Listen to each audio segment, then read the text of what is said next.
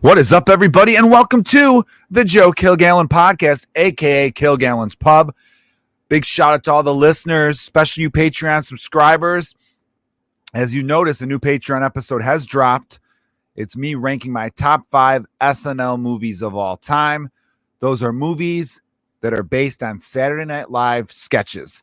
And I got to say, I thought there would be way more. There really hasn't been. There's been about a dozen or so. So picking 5 was kind of easy, actually. Picking 4, there's 4 that stand out, if you ask me. And then 1, you're like, all right, I'll throw that in there because I need fucking 5. Can't make a top 4. Kind of bullshit. That's malarkey, as they say, right? All right, I hope everyone had a great weekend. Should be listening to this on a Monday morning. I'm recording on Sunday evening. I've had a good couple days here. Fun night at the Laugh Factory Friday night. So what's up to the people I talked to at the show that came out? You guys were great audiences on the 7:30 and the 9:30. 9:30 did a brand new joke, and goddamn it, I'm pumped about it. I am pumped about this joke. Maybe the second time I had done it, and it fucking crushed. It hit where it was supposed to hit. And you know what? I'll probably have an announcement pretty soon. In the fall, I'm picking a day. I'm getting logistics figured out. And sometime, I believe in September, I will be aiming to record hour number 4. I will not be doing it in the city of Chicago. It's the only hint I'll give you so far. I had done the previous 3 in Chicago. Now it's time to spread the wings a little bit and do it somewhere different. So, yeah, I'm pumped about that. I'm drinking a Miller Lite right now. We're going back to the old Kilgallon's Pub days right now. For those of you who didn't listen way back when, this podcast has been going on for about 4 years now. I didn't celebrate the 4-year anniversary because normally it started around St. Patrick's Day of 2018. I think maybe a day or so after. So I'd been doing an annual St. Patrick's Day show. This past St. Patrick's Day, I was in New York City, so it didn't make sense to do one. Also, I'm creeping up on 200 episodes. So when I get to episode 200, that'll be like a real fun shit show, like I did for episode 100. I'll go live again. Thinking about bringing the live episodes back. So some fun shit's in the works. So thanks to everyone who's been following along. I am drinking a nice Miller Lite. It's not really spring weather in Chicago yet, but the calendar has turned to April. It is now April, and I need the weather. I need the weather to turn. Okay, it was snowing the other day here. It's just been gloomy and shitty. Baseball season, my favorite season, is upon us, and I need the nice weather.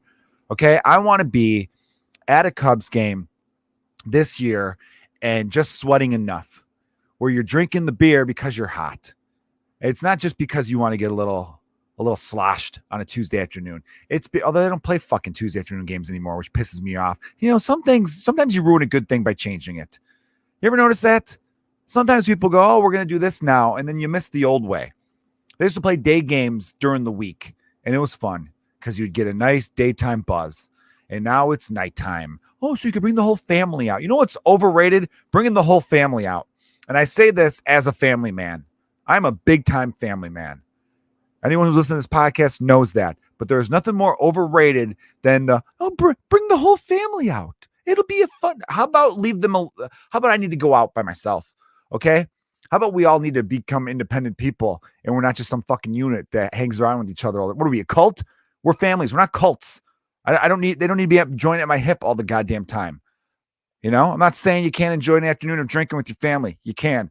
But this idea that like, oh, well, we don't have them during the day because it was school and the kids are in school. Well, you know what? Be a cool parent and tell your teacher, hey, the kid's got a dentist appointment I got to take him to. But then the kid gets in the car and he's like, I fucking hate the dentist. And you're like, watch your goddamn mouth. You don't swear in front of your dad. And you're like, I'm sorry. I just really don't like the dentist. And then you go, hey, guess what, pal? I don't like the dentist either. And we're not going to that shit. And you take a left turn and you're like, whoa, this isn't the way to the dentist. And you're like, you're goddamn right. This isn't the way to the dentist. We're going to the fucking Cubs game, son. We are going to Wrigley Field, and we are going to watch hopefully not mediocre baseball, but it might be.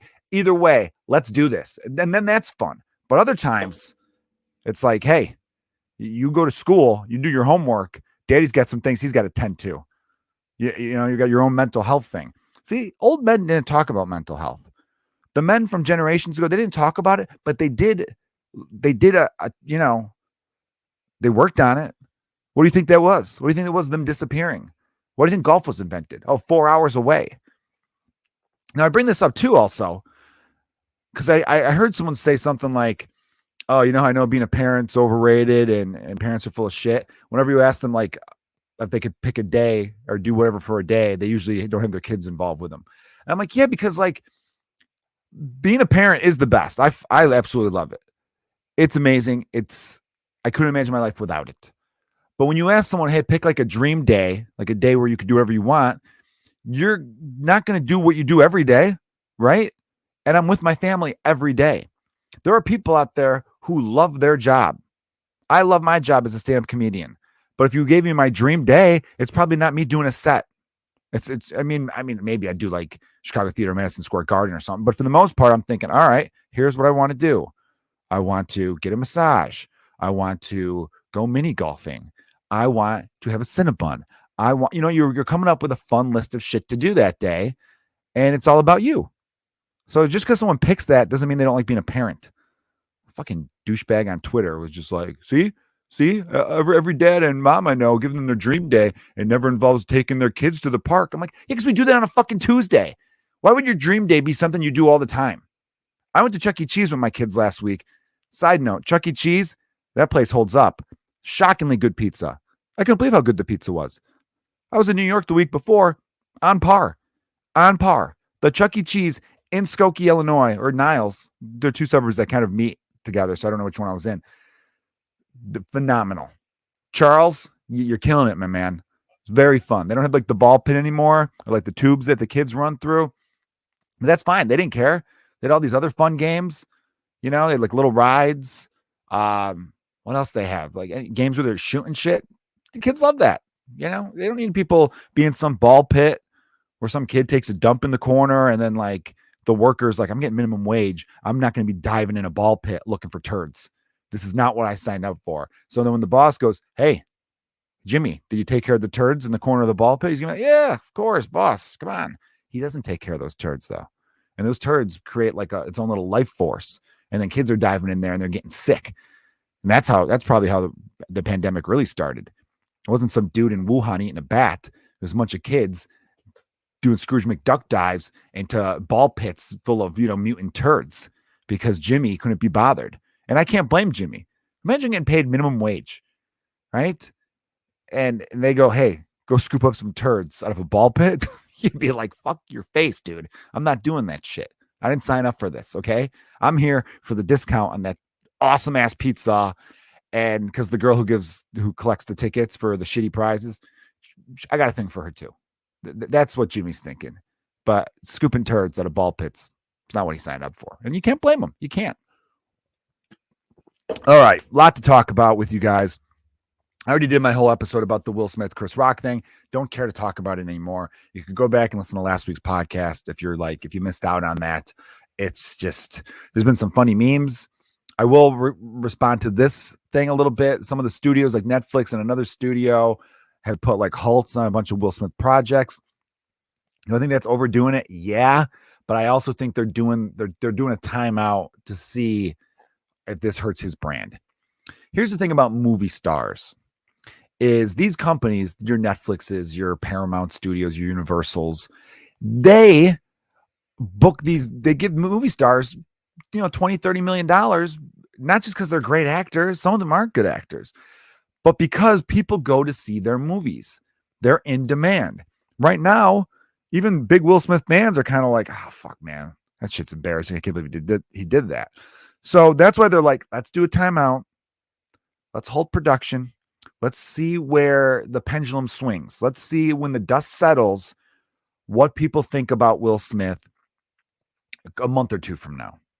More than likely, people are going to be like, yeah, we still love Will, whatever. Was it a shit move? Yeah, it was a shit move. Will's apologize. It's all going to, obviously, as a comedian, I'm on Chris Rock's side. But as I mentioned on the last podcast, as someone who's lost his temper a lot, I could also, I'm not going to be one of those people who's going to be holier than thou in regards to a Will Smith. It's just not how that works. So I bet you're going to hear all the things are going to go right back into production and all that kind of stuff. They're just, they're sticking their finger in the wind and seeing which way the wind's blowing. And right now the wind's not blowing favorably, fuck that word, in Will Smith's direction. It's just not. So when other people start going off, you're gonna see people having their little hot takes left and right, saying things like, I don't get it. They're going to stop production on Will Smith film, but Jared Leto, who's a creep trying to bang 15-year-olds, he gets to do his movies. Look, I don't know. I got to Google this Jared Leto stuff. Apparently he's a bad dude. First people said he had a sex cult, and I go, well, that's not against the law. And the people bitching about Jared Leto having a sex cult, sounds like they're jealous. Unless it's a cult where people are being held against their own will. Is that part of the definition of a cult? I think people will willfully sign up for a cult. They're like, yeah, I'll join your cult. Sounds, are there snacks? Like they're curious. But if it's one of those cults where people are like, I want to leave, but he won't let me, and bad shit's going on, then yeah, fuck Jared Leto. But I had only heard the sex cult thing. I hadn't heard this stuff about him hooking up with 15-year-olds, because that's a bad dude right there. Because Jared Leto, you're one of those guys where I don't know your age, because you clearly have had some sort of plastic surgery and your hair could grow in every different direction. That's the thing you only see out of movie stars. Brad Pitt has that, where you're like, okay, your hair could be kind of thick and froey, but then it falls down perfectly, like you see on women, or like a professional wrestler, just that long flowing hair. Brad Pitt could grow his hair in any kind of style. It's crazy, but that's why he's a movie star. Certain people, you look at them and you go, oh, well, no shit, that's a movie star. Jared Leto, I don't think so. I don't get that guy's career. Very rarely have I seen Jared Leto in a thing where I walked away being like, fucking Jared Leto, man.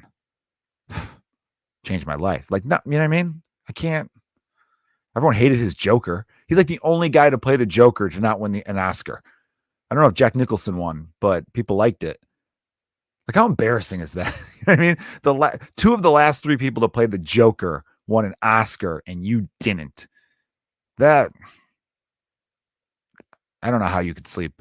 Like, you know, I would retire. I'd be like, this, I've given this a go. I'm going to stick to this band, 30 Seconds to Mars, which I heard like one or two of their songs where I'm like, this is okay. Overall, I'm not a fan of 30 Seconds to Mars, but that is one of those band names where I guarantee you when Jared Leto came up with it, he thought he was coming up with the coolest band name ever. And it's really kind of a lame, douchey band name. We're ladies and gentlemen, we're 30 Seconds to Mars. It's like, no, you're not. You're actually half an hour late to the show that we're currently at right now. We thought you were going to take the stage a while ago. Let's move it along. Okay. What do you got? Bangs now? Leto's got bangs now, everybody. God. All right. Come sing the Bury Me song. It's the only one we like because I think it's in a video game. That's what they would do. If you were in a crowd at a Jared Leto concert, that's the shit you're shouting out at him. So, yeah, I mean, I just think the dust is going to settle and Will Smith's going to be fine. His career is going to be fine. I don't think he's canceled. And as people said, you don't really get canceled, but you do. I mean, big names don't get canceled in the sense that they lose money. They don't really lose. I don't know. Louis C.K. said he lost $30 million. I know he still tours and sells out, but I don't think you brought that cost back. So, yeah, I mean, what's worse, slapping someone or jerking off near them? They're both. All right, don't do either of those.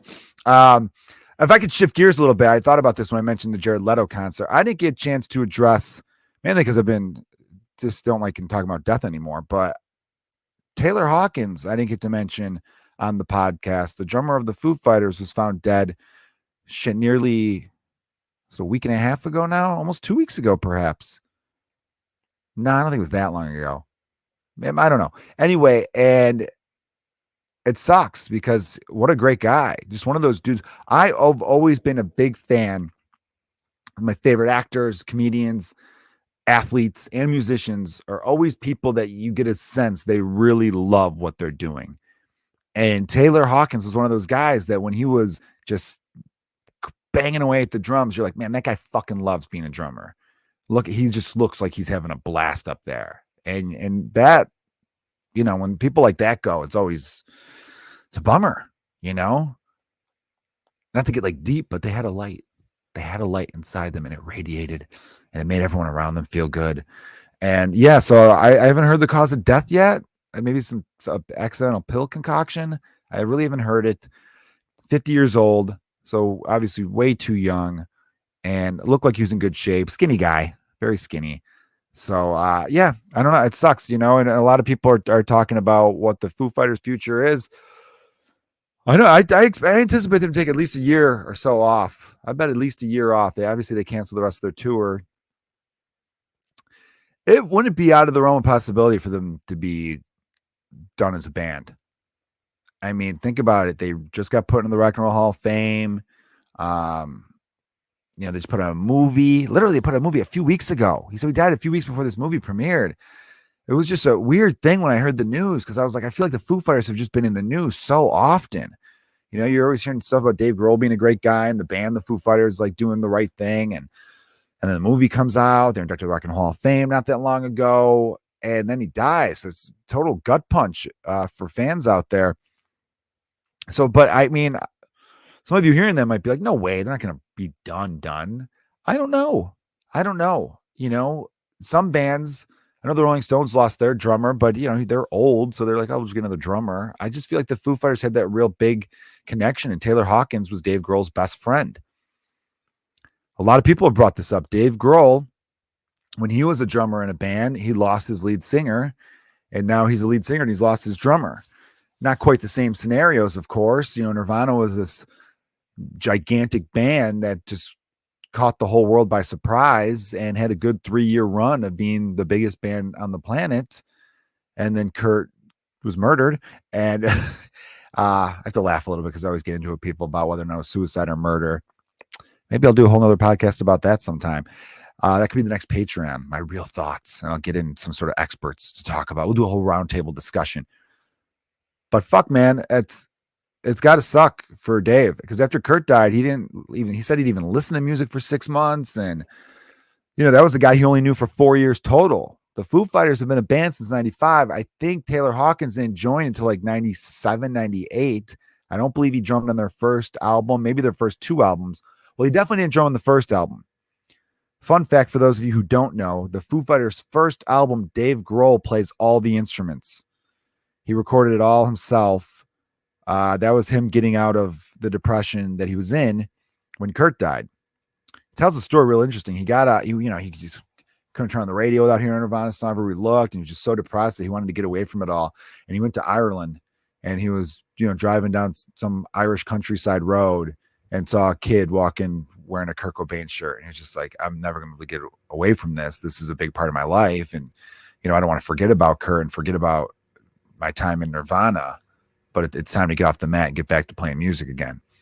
So I'm sure, I'm not saying Dave's going to play music again, but again, him and Taylor have been these kindred spirits and have been besties for a long ass time.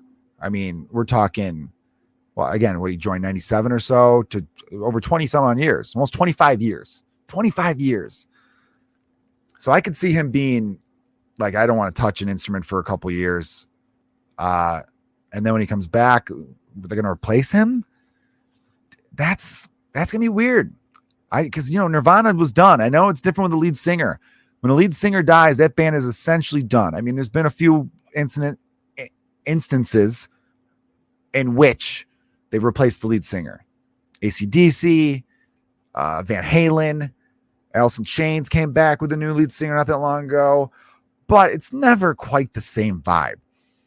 And a lot of bands have replaced their drummer. I mean, Dave Grohl was the drummer of Nirvana from 1990 to 1994, and that band started in 87. The 3 years prior, they had like 7 drummers. They had a real what's that movie? God, I'm blanking on it. I want to say Def Leppard, but that's not the fucking name of it. Spinal Tap. They had a real Spinal Tap thing. The Def Leppard had the one-arm drummer, which says a lot about Def Leppard songs where someone doesn't need 2 arms to play them on the drums. But fuck, man, I don't know. I really feel for Dave Grohl. I think I think there's a good chance the Foo Fighters, I don't know. I just think there's a good chance they're done.